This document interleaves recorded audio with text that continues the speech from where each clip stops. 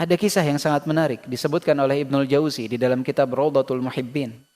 Kisah tentang seorang tabi'in Ubaid ibni Umair. Ada yang pernah dengar nama tabi'in ini? Pernah ya? Ubaid ibni Umair. Beliau itu dikenal sebagai orang yang sangat saleh, sangat bertakwa. Bahkan beliau sering mengisi kajian di dalam Masjidil Haram. Bahkan sahabat Abdullah ibn Umar, putra dari Umar ibn Al-Khattab, kadangkala suka hadir di majelis beliau, mendengarkan nasihat dan tausiah dari Ubaid ibn Umair. Ini sudah sangat cukup menggambarkan bagaimana keistimewaan Ubaid ibn Umair. Disebutkan oleh Ibnul Jauzi bahwa di zaman Ubaid ibn Umair itu ada seorang wanita yang memiliki kecantikan yang sangat luar biasa, yang tinggal di kota Mekah. Suatu hari wanita tersebut melihat di hadapan cermin kecantikannya. Kemudian dia berkata kepada suami yang ada di sampingnya, dia katakan, "Wahai suamiku, apakah mungkin ada seseorang yang tidak terfitnah, yang tidak tergoda ketika melihat kecantikanku ini?" Kata suaminya, "Ada." Istrinya bertanya, "Siapa dia? Siapa yang tidak tergoda dan tidak mungkin terfitnah oleh kecantikanku?" Kata suaminya, "Ubaid ibn Umair." Ubaid ibn Umair tidak mungkin tergoda olehmu dan tidak mungkin tergoda oleh kecantikanmu. Saat itu istrinya meminta izin kepada suaminya, "Kalau begitu izinkan aku untuk pergi ke Ubaid ibn Umair, berusaha untuk menggoda dia." Bayangkan. Dan suaminya, anehnya suaminya mengizinkan hal tersebut. Ini dilarang dalam syariat Islam. Rasulullah mengatakan, "La yadkhulul jannata dayyuth." Tidak akan masuk surga seorang dayyuth. Siapa yang tidak memiliki rasa cemburu ketika mahramnya berbuat kemungkaran? Tidak akan masuk surga. Seorang dayyuth yang dia ridho mahramnya, istrinya, anak perempuannya melakukan kemungkaran dengan laki-laki lain. Dan di zaman kita banyak. Di zaman kita banyak hal tersebut. Membiarkan anaknya berduaan dengan laki-laki, berpacaran, dan orang tuanya ridho, senang melihat. Bahkan banyak orang tua yang gelisah kalau sampai SMA, anak perempuannya tidak ada yang datang laki-laki kepadanya. Bukan untuk mengkhitbah, bukan untuk melamar secara syar'i lah. Sedih kalau anaknya tidak punya pacar. Ini fenomena yang sangat menyedihkan. Tapi kalau lihat anak perempuannya dijemput oleh laki-laki di malam hari, di akhir pekan, pakai motor, dengan bangga dan senang dia sambut laki-laki tersebut. Kemudian diantarkan anak perempuannya, setelah menggunakan pakaian terbaiknya, diantarkan ke depan. Kemudian yang luar biasanya mengatakan kepada laki-lakinya, "Nitip anak saya." Subhan. Ini bukan malaikat punya nafsu. Ini seakan-akan orang tua nitipkan anaknya kepada malaikat. "Nitip anak saya." Luar biasa. Ini kemunduran dalam kehidupan kita yang harus kita rubah dalam lingkungan kita. Nah, ini banyak yang melakukan hal tersebut. Ridho ketika mahramnya melakukan kemungkaran. Dan ini yang terjadi saat itu. Goda saja Ubaid ibn Umair. Setuju laki-lakinya. Berangkatlah wanita tersebut ke Masjidil Haram. Kemudian berpura-pura ingin bertanya kepada Ubaid ibn Umair. Akan tetapi pertanyaan tersebut tidak ingin didengar oleh yang lain. Maka mereka pun pergi ke penjuru masjid. Masih terlihat oleh yang lain, tidak khulwah ya, tidak berduaan. Terlihat tapi ucapan mereka tidak terdengar. Namun tiba-tiba ketika mereka sudah menepi di sisi penjuru masjid, wanita tersebut pun menyikap wajahnya di hadapan Ubaid ibn Umair. Disebutkan dalam kitab Rawdatul Muhibbin tersebut, kafalqatil qamar, seperti belahan rembulan kecantikan wanita tersebut.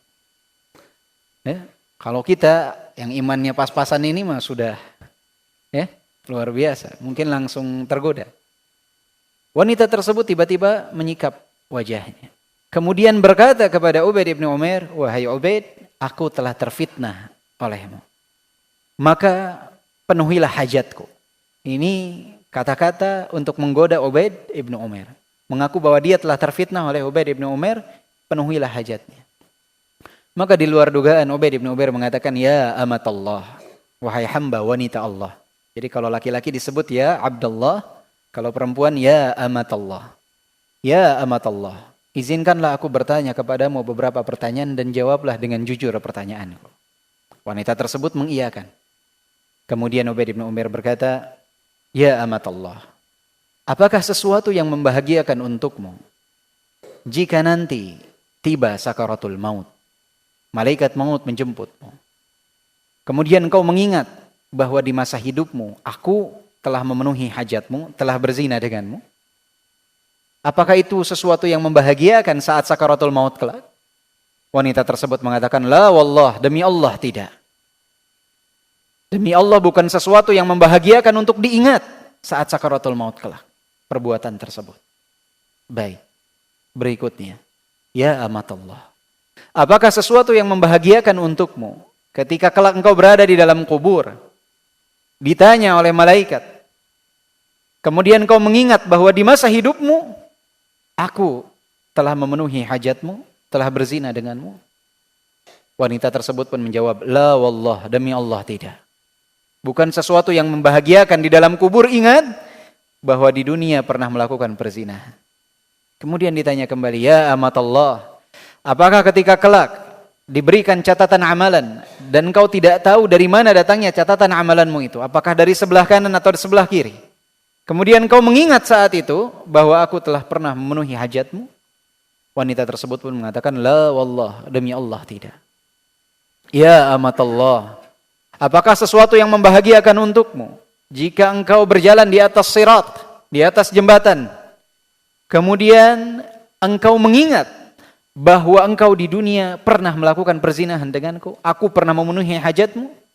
Wanita tersebut mengatakan, la wallah, ya amatallah, apakah sesuatu yang membahagiakan untukmu ketika engkau berada di hadapan mizan, timbangan amalan, dan kau tidak tahu bahwa amalanmu itu berat atau ringan, kemudian kau mengingat bahwa di dunia aku pernah memenuhi hajatmu? Wanita tersebut mengatakan, la wallah, demi Allah tidak.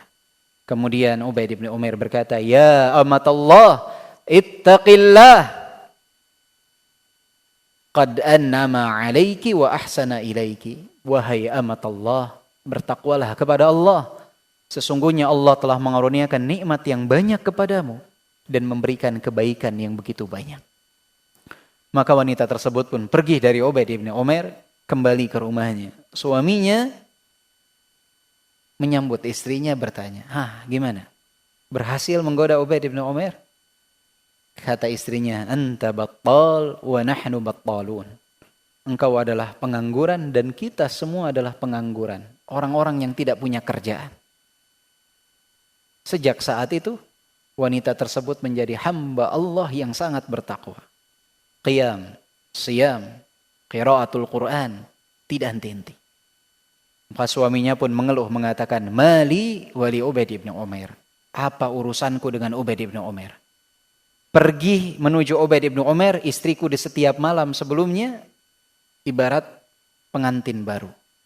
Tapi pulang dari Ubaid bin Umair menjadi hamba yang taat kepada Allah Subhanahu wa ta'ala. Ini suaminya luar biasa, malah ngeluh ketika istrinya taat kepada Allah Subhanahu wa ta'ala. Ini sepenggal kisah bagaimana seorang salaf, seorang tabi'in Ubaid bin Umair mampu menjaga pandangannya dari fitnah wanita, padahal wanita tersebut kafalqatil qamar, seperti belahan rembulan.